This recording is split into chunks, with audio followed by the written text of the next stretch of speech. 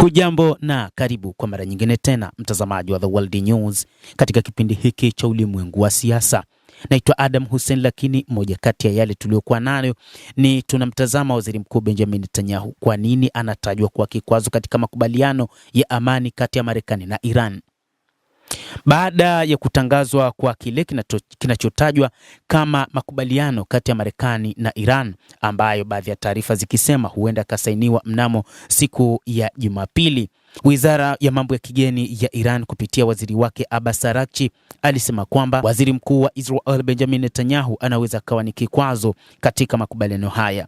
Vyombo vya habari vya Uingereza vilijadili masuala mbalimbali ya ndani na ya kimataifa, ikiwemo hatua zilizopigwa katika hatua za kufikia makubaliano kati ya Marekani na Iran na nafasi ya Israel katika hilo, pamoja na kiwango ambacho akili mnemba inawanufaisha binadamu.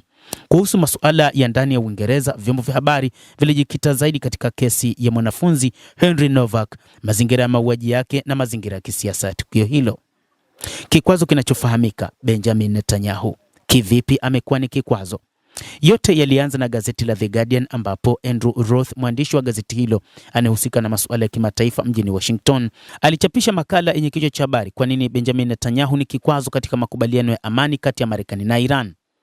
Anaamini kwamba waziri mkuu wa Israel yuko chini ya shinikizo la kuonyesha kuwa kampeni zake dhidi ya Hamas, Hezbollah na Iran zimeleta matokeo, hasa kutokana na uchaguzi wa Israel unaokaribia.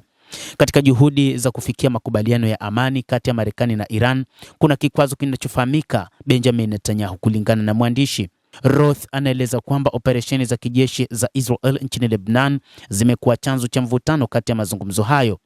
Mwandishi huyo anazungumzia vitisho vya Netanyahu vya kushambulia kwa mabomu eneo la kusini mwa Beirut, tishio la Iran la kusitisha mazungumzo na Marekani kutokana na kuongezeka kwa mzozo nchini Lebanon, na mgogoro uliotokea kati ya rais wa Marekani Donald Trump na waziri mkuu huyo Netanyahu, pamoja na mazungumzo yao ya simu yaliyokuwa ya mvutano. Anasema kwamba Netanyahu ameshuhudia marais watano wa Marekani tangu alipoanza kuwa waziri mkuu wa Israel mwaka 1996 na anajulikana kuwachukiza watu wote. Hata hivyo, alimnukuu Ilan Goldenberg, mshauri wa zamani wa masuala ya Mashariki ya Kati kwa aliyekuwa makamu wa rais wa Marekani Kamala Harris. Yeye Netanyahu hana simulizi ya kuingia nayo kwenye uchaguzi huu. Anahitaji ama kupata aina fulani ya ushindi nchini Lebanon, au kama ushindi haupatikani, angalau aweze kusema kwamba bado anaendelea kupigana.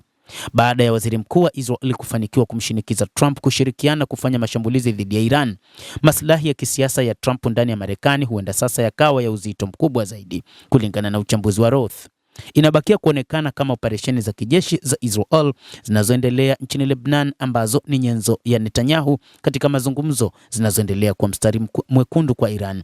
Akim Busoy alimkosoa kiongozi wa Reform UK Nigel Farage, akimtuhumu kufanya siasa ya uchochezi baada ya kutoa wito wa hasira baridi kufuatia mauaji ya Novak. Hata hivyo, anaeleza kuwa kuna maswali mazito na haraka yenye mwelekeo wa kibaguzi, ambapo chombo hicho cha kusimamia malalamiko ya polisi, Independent Office for Police Conduct, kinapaswa kuyajibu.